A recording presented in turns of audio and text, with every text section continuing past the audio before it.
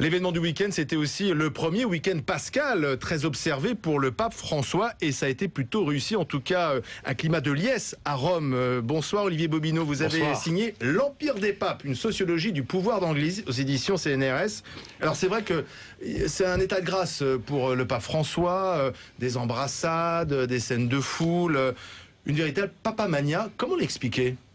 Il y a eu toute une mise en scène d'abord en amont. Il y a une pape académie, on a rencontré, on est allé tous suivre des cardinaux pendant une semaine, et puis ensuite il y avait eu encore avant la démission du prédécesseur Benoît XVI. Donc, le départ de Benoît XVI en hélicoptère. Donc, le côté unique, record à battre, enfin vraiment une sorte de primauté à la sensation qui fait que là-dessus est élu un pape, Bergoglio donc, qui appartient à la Compagnie de Jésus et qui continue dans la foulée, puisque, comme tout bon jésuite, si l'on peut dire, et déjà Victor Hugo le disait, il sait communiquer, il sait faire avec la société de l'époque. Donc c'est avant tout un as de la communication pour vous. Alors c'est pas un as de la communication, c'est il sait y faire. Voilà, il sait y faire par des gestes, on l'a bien vu, hein, le protocole est un peu remis en question, mais la vraie question c'est... Une simplicité aussi. Et une simplicité, absolument. Mais la vraie question c'est derrière cela.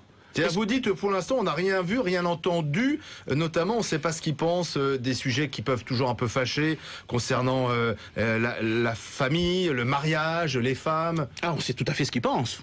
Et pour ça, il n'a rien dit.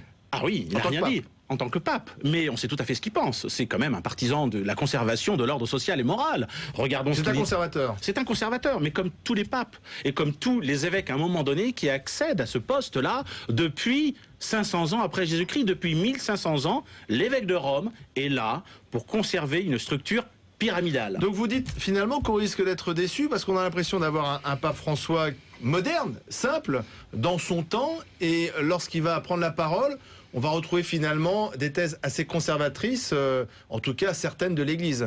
Ah, absolument, c'est ça l'Église.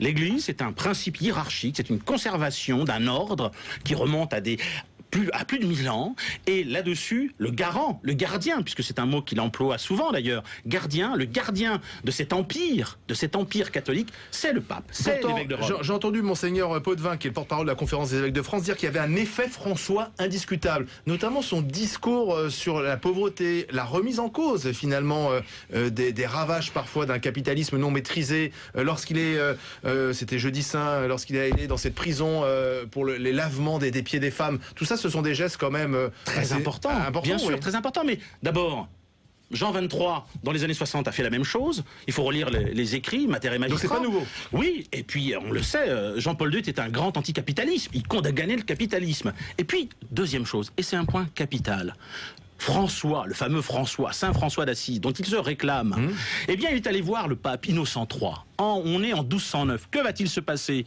Le pape va lui dire, vas-y, ok, pas de problème, sauf qu'attention, tu ne touches pas à deux choses, la structure hiérarchique de l'Église et la place des femmes.